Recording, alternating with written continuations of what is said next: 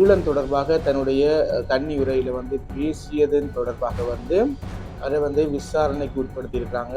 உண்மையாவே துரோகம் செய்யாத மக்கள் பிரதிநிதிகளை பாராளுமன்றம் அனுப்பி நாங்க எங்களுடைய உரிமையை கேட்டு 13வது திட்ட சட்டத்தை அமல்படுத்தி கூடுதல் அதிகாரத்தோட தமிழர்கள் கண்ணியமாக இலங்கைக்கு உட்பட்டே வாழ்றதுக்கான வணக்க மக்களை நான் விஜய் என்ன பார்க்க போறோம்னு சொன்னா, நேற்று உங்களை எல்லாருக்கும் தெரியும், கௌரவ பாராளுமன்ற உறுப்பினர் வைத்திய அவர்கள் சிஐடி விசாரணைக்கு உட்படுத்தப்பட்டிருந்தாங்க. என்ன காரணம் உங்களை எல்லாருக்கும் தெரியும். அவர் பாராளுமன்றத்துக்கு புதிதாக தேர்வு செய்யப்பட்ட ஒரு பாராளுமன்ற உறுப்பினர்.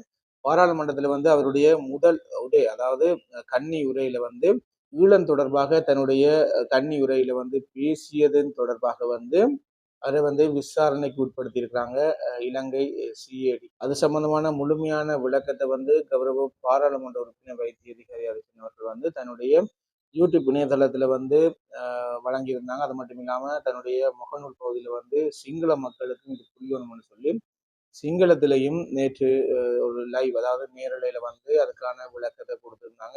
சிங்கள மக்களும் இதை புரிஞ்சு கொள்ளணும், தெளிவாண்டு புரிஞ்சு கொள்ளுங்க. இந்த நாட்டுல யுத்தம் வர்றதுக்கு யாருமே விரும்பையும் கூடாது.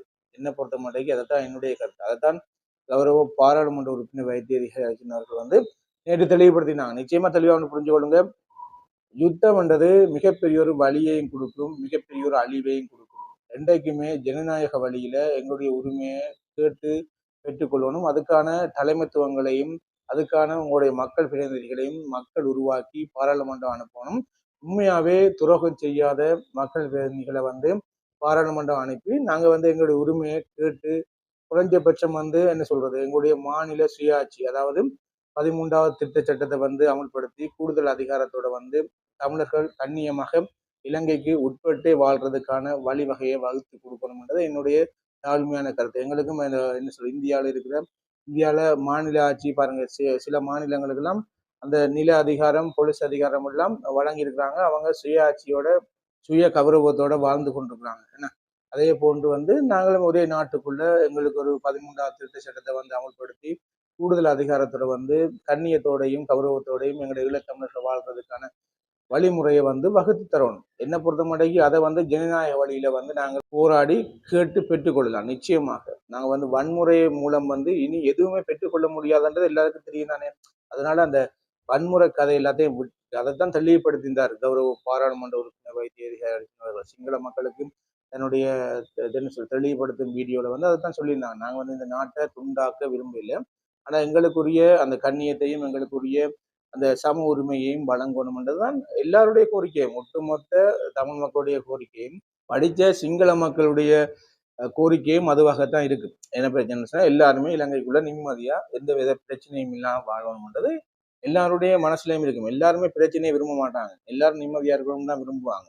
அதன் அடிப்படையில சிஐடி விசாரணை என்றது நீங்க எல்லாம் யோசிப்பீங்க, இனி கௌரவ பாராளுமன்ற உறுப்பினர் வைத்திய அதிகாரி அரசினுடைய கதை உலகத்தான் சிஐடி விசாரணைக்கு உட்படுத்தப்பட்டாச்சு.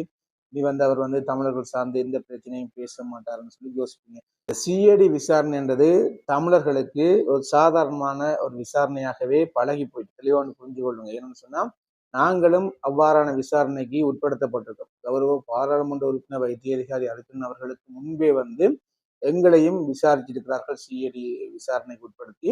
நிச்சயமாக தெளிவாக புரிஞ்சு கொள்ளுங்க. எங்கள்கிட்டையும் ஏற்கப்பட்ட கேள்விகள், அதாவது வெளிநாட்டு நிதிகள் உங்கள்கிட்ட வருதா, நீங்க என்ன சொல்ற அடுத்த கட்ட நகர்வை நோக்கி உங்களை வைத்து நகர்த்துறார்கள். சந்தேகம் எல்லார்கிட்டையும் இருக்கு, அது இல்லைன்னு சொல்லல. சந்தேகத்தை விசாரணையின் அடிப்படையில தீர்த்து கொள்வாங்க. அதன் அடிப்படையில என்ன விசாரிக்கும் பொழுது வீட்டை விசாரிக்கும் பொழுது அதுக்கான தெளிவு கொடுத்திருந்தான்.